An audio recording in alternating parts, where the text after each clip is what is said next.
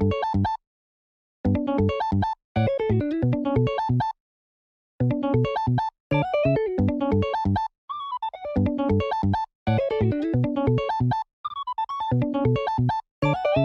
what is up, ladies and gentlemen? Good to see you again.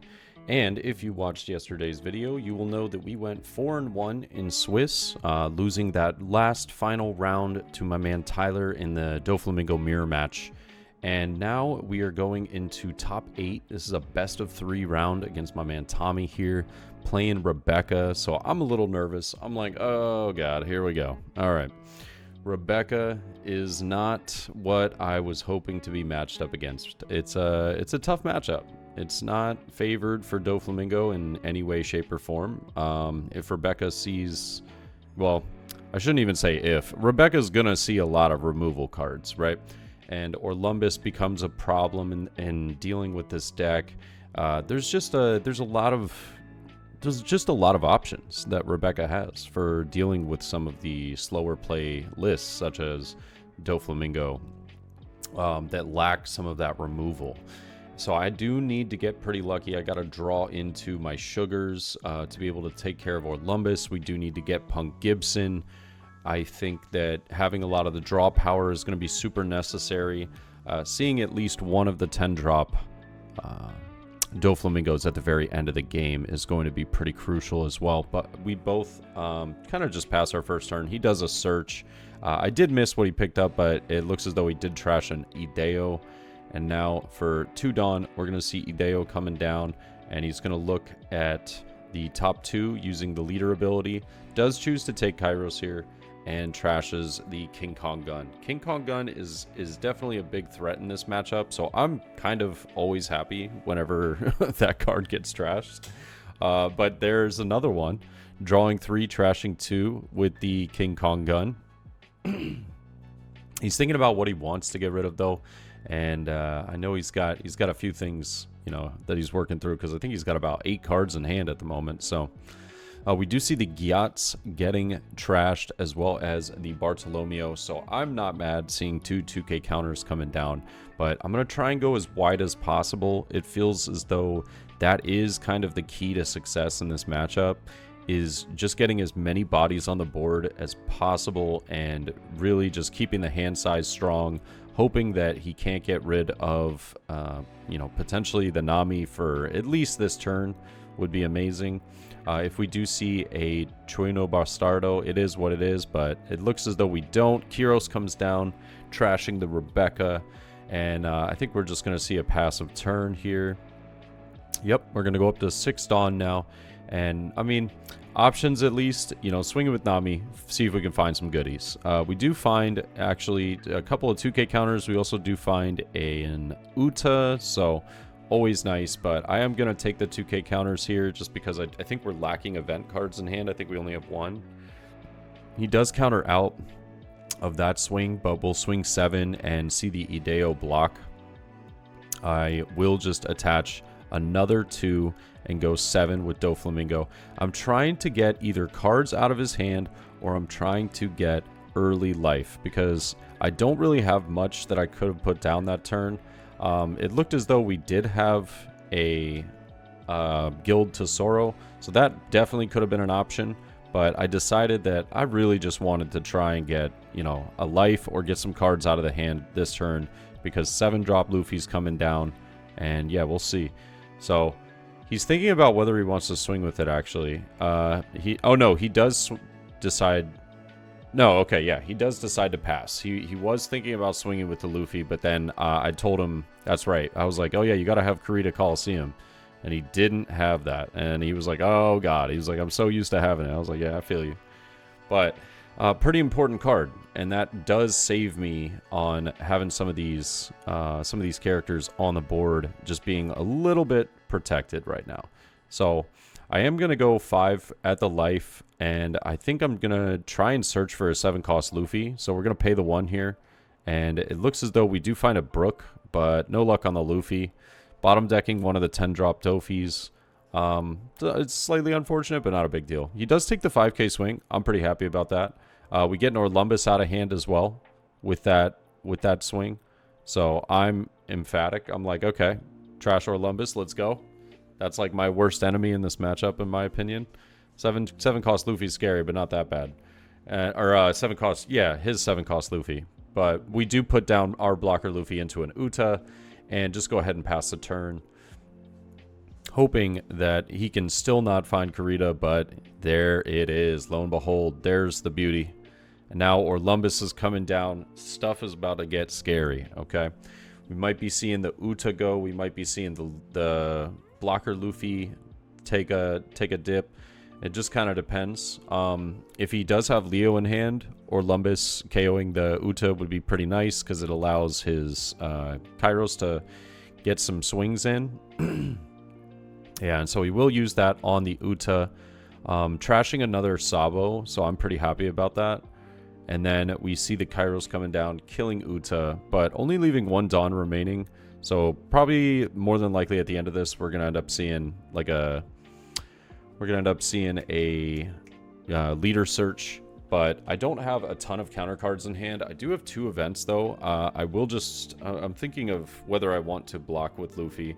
And you know, we're both friends. I forgot to reactivate the Dawn. He's like, yeah, it's fine, dude. No worries. So I am deciding whether I want to use that event though or not. I have, I believe, a Spider's Web and a Thunder Bagua. And I don't think saving the Nami is that bad of an idea. It's just sort of problematic because I think that I just want to play 10 drop next turn, so it's not like I really get that much value out of this. But with him being at 2 life, I just kind of want to have the bodies on board. I'm not entirely sure if it's, let's say, the absolute correct way to have done this, but because I am losing a lot of resources in hand. I had that advantage, but now I won't. But I do choose to counter out yet again. We're going to see the 7k. I will use the Spider's Web, restanding the Luffy, and now definitely going to see a restand here of the Luffy. Now the question is, will he swing once again? He's only got 1 Dawn remaining, but will he swing into the Nami? If so, I think I have 1 more counter card in hand, or maybe we just have to let the Nami go. Yep. And I just ask, I always ask whenever I'm playing against Rebecca, like, what were you returning to the deck? Just so that I have an idea of what to expect and when. But 7 into the Nami. I am considering just blocking and countering out of this, just so I get a ton of, you know, value the following turn. But we are just gonna let it go. Yeah, I just wanted to get as many swings in as possible, but I think we kind of overstretched defending that a little bit. Now, 10 drop Dofi is definitely coming down. More than likely, I'll just freeze the 2 Kairos and the Orlumbus because Luffy can just restand anyways. I'm just kind of deciding whether I should be swinging into the Orlumbus or not. Or should I just be going for life? We're in a very good position right now. However, the Orlumbus can make it so that he has potential outs of being able to take care of my entire board. And that is a little scary. But I will go 5 at life just to test the waters, see what he does here. It looks as though he's got a couple of counter cards. He does counter out with Sabo. So now that I know that there's like 3 of those in trash, I feel pretty good about the fact that he's not going to have too many blockers for the rest of the game. We do swing 5, and then I'll swing 7, but I'm thinking of whether I want to go Orlumbus or life. And honestly, I still don't know what the right decision is. I feel like Orlumbus is just a really big threat. And then I could just play, yeah, so I do choose to go at Orlumbus. He lets it go. We'll play Dofi. I'll freeze those 3. It's not really relevant for the Luffy card, but, you know, it is what it is. Just pass it over, reactivating the 2. I know that we still have Thunder Bagua in hand, and I think we also have another Spider's Web or something like that. But here's another 7 cost Luffy. He's using the King Kong gun on there. So we're losing cards this turn. That is for sure. And we'll see an 11k swing coming in. I use Spider's Web to restand the blocker Luffy, just because if he wants to restand it again and swing another, what was it, 13? Another 13 into the Doflamingo, then I could just block, and I have, you know, a really large swing that's able to, you know, hopefully take care of a lot of his board. But it is going to come down to, yep, just using the block here because we only have 2 cards left in hand, and he passes it over.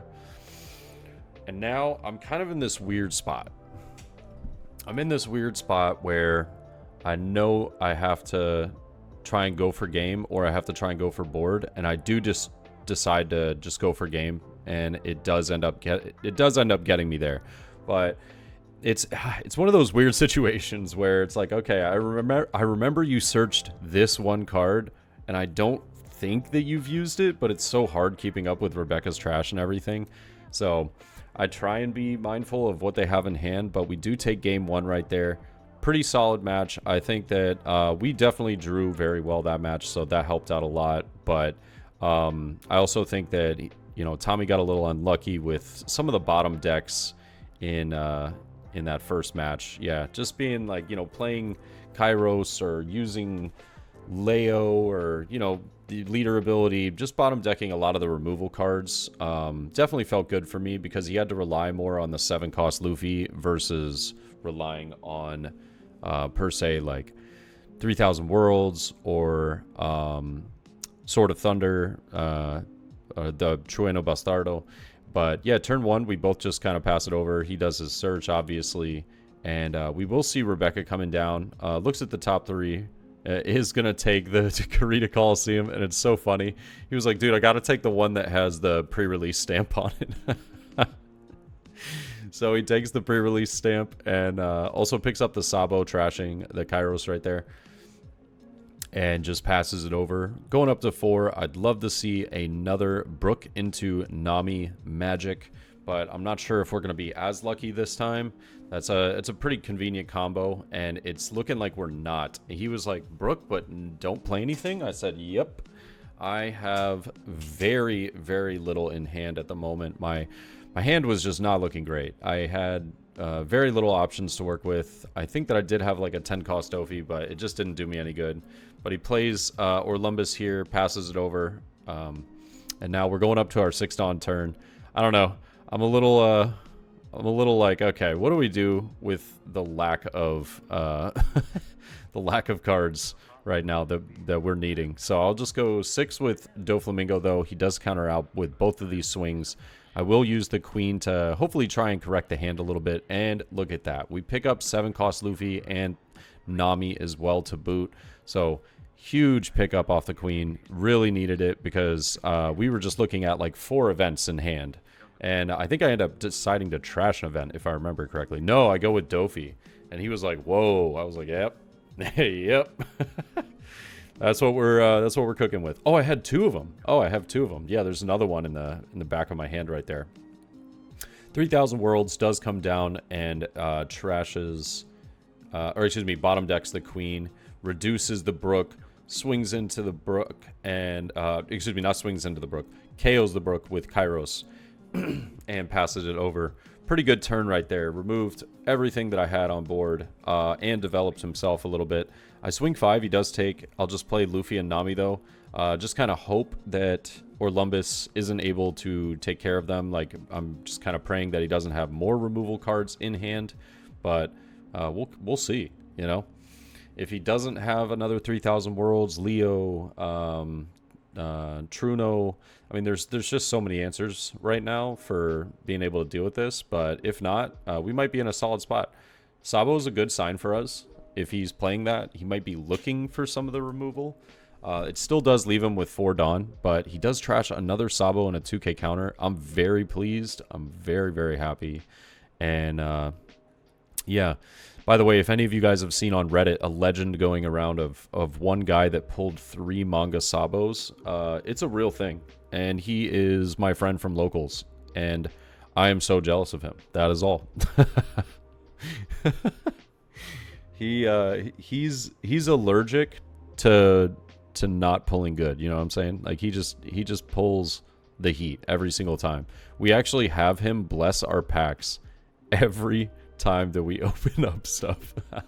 We're like, Tommy, give us the luck, man. Bless the packs.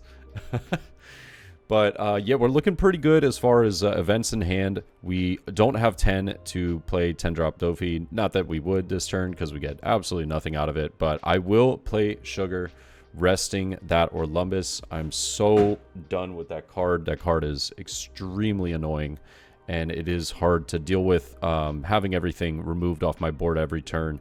So I will swing 8 into the Orlumbus. I either want him to like really fully commit to this or to block with Sabo. Either way, I'm pretty pleased, but he does decide to let it go, which makes me happy. He's only got 3 cards in hand. So I know that I can get pretty easy swings through, but he does block this one. I was like, okay, not too bad. I was like, it's not like I didn't expect a block, but it just, I was anticipating with 3 in hand that he would probably take the life there, because I do have to get him within a KO range at some point. But there is one of those second manga Sabos coming down. Is going to trash the third as well. He's just flexing on me right now. I'm like, oh my god, stop. But I'm deciding whether I want to use the Tashigi, or excuse me, the sugar on Tashigi or on one of the Sabos. It is kind of a weird decision because I know that if he put down that Tashigi, he probably had some form of removal planned, and she can't use that removal if she's already rested. So I am pretty satisfied with that. We'll see a 7k swing coming in at sugar. Now I'm also thinking about whether I should block with Uta and then rest the other Sabo. But I do have, I do have minimal useful cards in hand for the following turn. I do have the Doflamingo, but I'm trying to be weary of, getting to that spot. Oh my god, we have 3 events. Yeah, we're going to use Spider's Web and restand the Luffy. And yeah, we'll see what he does here now, though. 3 Dawn remaining. He's considering. We're going to see a Leo swing into the sugar. I'm actually thinking about resting the Luffy, but then I'm like, he will swing with the Sabo into my Uta right afterwards. So maybe not the best of ideas. I just really love how sugar plays in this matchup. Yeah, we're going to see an 11k swing coming down at the Uta. And I just got to let that one go. No chance we're going to be able to block that. But with 10 Dawn, I obviously have the choice of being able to go for Doflamingo here. And I think that might be the correct choice. But with him having 1 card in hand, it worked out really beautifully. I was able to KO his Sabo and his Tashigi, just kind of banking on him not having a 2k counter. He does pick up the Luffy here off the Rebecca search. But I end up freezing, Sabo, Kairos, and Leo. But now comes down that 7-cost Luffy, right? And he's probably going to, swing 9 into the blocker. I obviously can save it. But if I do, it just feels like he's going to restand, probably swing again. And it's like, can I save it twice? Probably not, but it'll force out the second swing at least so that I can go for the KO on the card. And yeah, he is going to return 7 to the bottom, and he's looking at Luffy. I don't know, he's looking at Luffy thinking, do I want to swing 9 again? I've only got 3 cards in hand, so getting rid of that body on the board is pretty crucial when he only has 1 as well. So I do have 2 2k counter Shikis, though, getting out of it, which was massive. I really needed that in order to kind of like establish a presence on the board, get the board state back in my favor, slowly build from there, and then go for the game. But we do get the removal of pretty much everything here. I am just probably going to swing, probably just going to swing big on maybe like 7 at life or something. I don't think we need to kill the Leo. And it looks like we drew into a guild, so we'll just have guild go down and still have the event in hand. I'll just go 5 to Leo. Yep. I'll rest the 5, play guild, and then I'll just pass, reactivating the 2. Going up to 6 Dawn with 1 card in hand. Let's go. Yeah, but Rebecca ability here does pick up the blocker. And I don't know. If he really, really wants to get rid of the Luffy, he has to dedicate so much Dawn because he knows that there is an opportunity of me having an event in hand. And that means it's got to be an 11k swing. So he's got to swing 11 with Kyros. Whew. Rough. Actually rough. But we'll see 9 coming down with Kuros. And I'm like, all right. With him still having 7 Dawn left, I will just use the Punk Gibson, though, rest the Rebecca. So he does have to play a card in order to go for the swing on Luffy the following turn. But he just has the Bartolomeo and just passes. We're in a solid spot now. We're looking really good. We've actually got to the point. I'm just gonna go ahead and use the draw 2 very early on. I actually don't know if I drew for turn. No, I did. Yeah, because I had 1 card. So yeah, I definitely did. We'll go 7 at life. We're looking really comfortable with 4 life up. So I'll just go 10 as well. We do see the Bartolomeo block. I will play another 7 cost Luffy and pass. I'm not gonna lie, first game we were drawing really well and we were able to find the things we needed through, you know, some of our searches and whatnot. This game we have just been hitting that high roll table and looking good, not even looking back. But that's the name of the game sometimes, you know. And in one of my worst matchups, I'm definitely gonna take that high roll all day. When I get it, I'm like, please and thank you. But we do see an 8K swing. I do counter out of it for 2K. It was coming down at Luffy right there. Or Lumbus, probably reducing the guild, I would imagine, to 1. Yep. And then we'll see the Leo and trashing another 2. Gonna pass it over there, I think, with 1 card in hand. We technically have enough swings to go through and go for game. I don't know if... Yeah, maybe, I think I might actually. Yeah. King Kong Gun, though. Pretty solid. Pretty solid. Does trash or Lumbus, and I think it was another Karita Coliseum.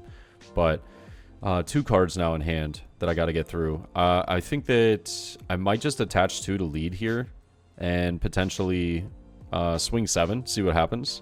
If the 7K does get through, then I can just go 9 with Luffy and then the rest on Doflamingo.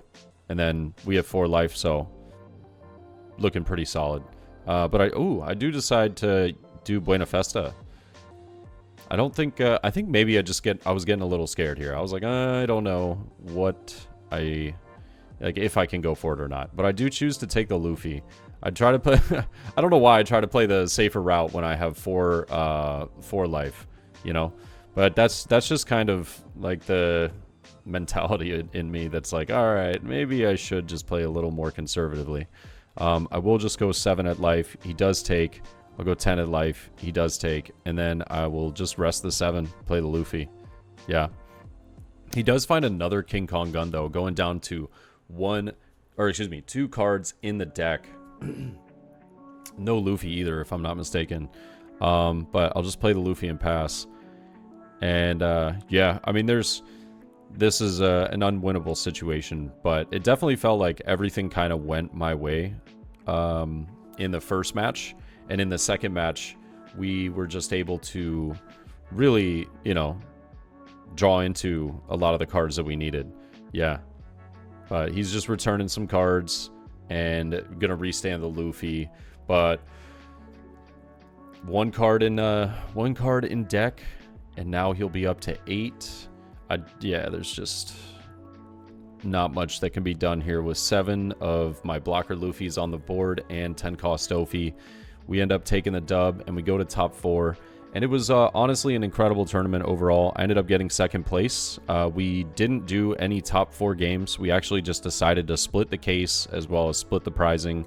And since there was only 1 kid card, it went to 1st place. So I got a little unlucky on that regards, but I'm just going to showcase some of the hits that we got from the case, which was a lot of fun.